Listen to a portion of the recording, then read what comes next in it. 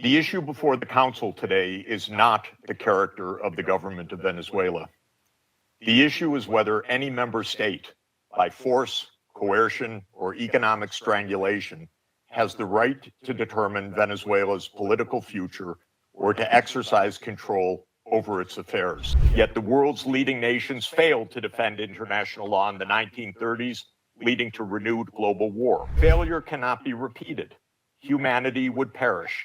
There would be no third chance. Peace and the survival of humanity depend on whether the United Nations Charter remains a living instrument of international law or is allowed to wither into irrelevance. Mr. President, distinguished members of the Security Council, the issue before the Council today is not the character of the government of Venezuela. The issue is whether any member state, by force, coercion, or economic strangulation, has the right to determine Venezuela's political future or to exercise control over its affairs. This question goes directly to Article 2, Section 4 of the United Nations Charter, which prohibits the threat or use of force against the territorial integrity or political independence of any state. The Council must decide whether that prohibition is to be upheld or abandoned. Abandoning it would carry consequences of the gravest kind. Let me offer some background. Since 1947, the United States foreign policy has repeatedly employed force, covert action, and political manipulation to bring about regime change in other countries. This is a matter of carefully documented historical record. In her book, Covert Regime Change, political scientist Lindsay O'Rourke documents 70 attempted U.S. regime change operations between 1947 and 1989 alone. These practices did not end with the Cold War. Since 1989, major United States regime change operations undertaken without authorization by the Security Council have included, among the most consequential, Iraq 2003, Libya 2011, Syria beginning in 2011, Honduras 2009, Ukraine 2014, and Venezuela from 2002 onward. The methods employed are well established and well documented. They include open warfare, covert intelligence operations, instigation of unrest, support for armed groups, manipulation of mass and social media, bribery of military and civilian officials, targeted assassinations, false flag operations, and economic warfare.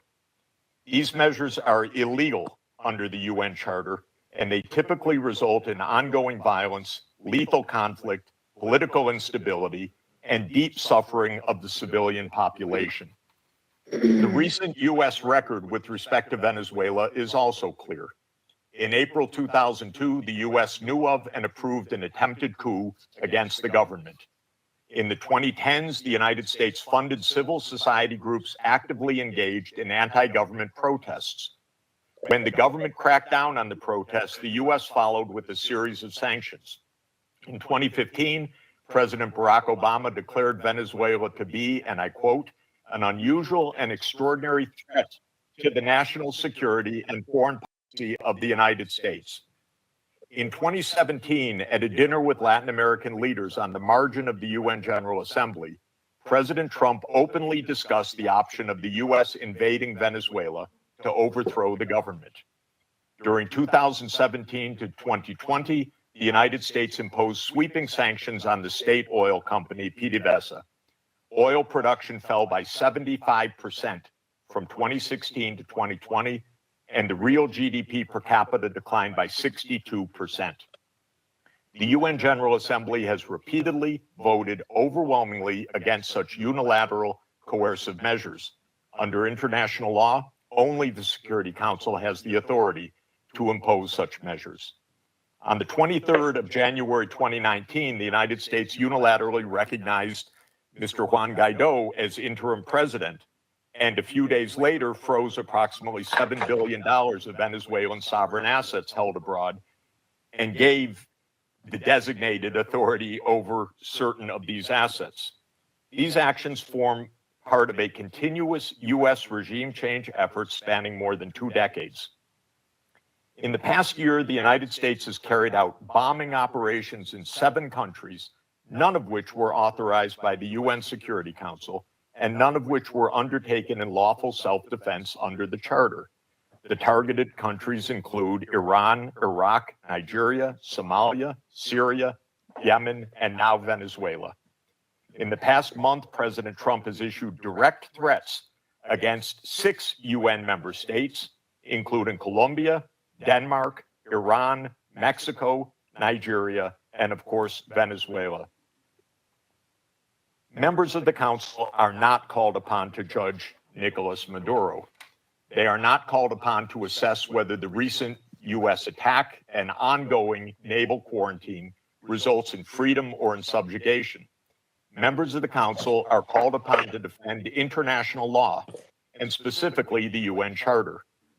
The realist school of international relations, articulated most brilliantly by John Mearsheimer, accurately describes the condition of international anarchy as the tragedy of great power politics.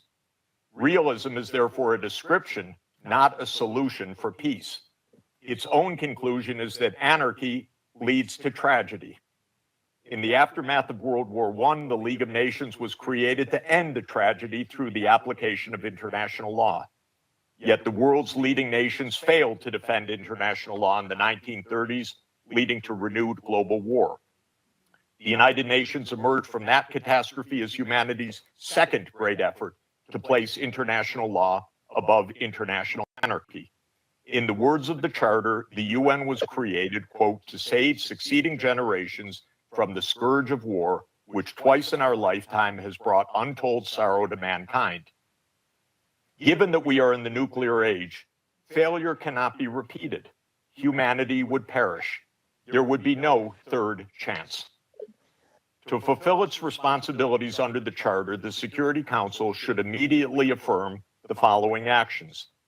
The United States shall immediately cease and desist from all explicit and implicit threats or use of force against Venezuela. The United States shall terminate its naval quarantine and all related coercive military measures undertaken in the absence of authorization by the UN Security Council. The United States shall immediately withdraw its military forces from within and along the perimeter of Venezuela, including intelligence, naval, air, and other forward deployed assets positioned for coercive purposes. Venezuela shall adhere to the UN Charter and to the human rights protected in the Universal Declaration of Human Rights. The Secretary General, I recommend, should immediately appoint a special envoy mandated to engage relevant Venezuelan and international stakeholders and to report back to the Security Council within 14 days with recommendations consistent with the Charter, and the Security Council should remain urgently seized of this matter. All member states should refrain from unilateral threats, coercive measures, or armed actions undertaken outside the authority of the UN Security Council. In closing, Mr. President and distinguished members of the Council, peace and the survival of humanity depend on whether the United Nations Charter remains a living instrument of international law or is allowed to wither into irrelevance. That is the choice before this Council today. Thank you very much.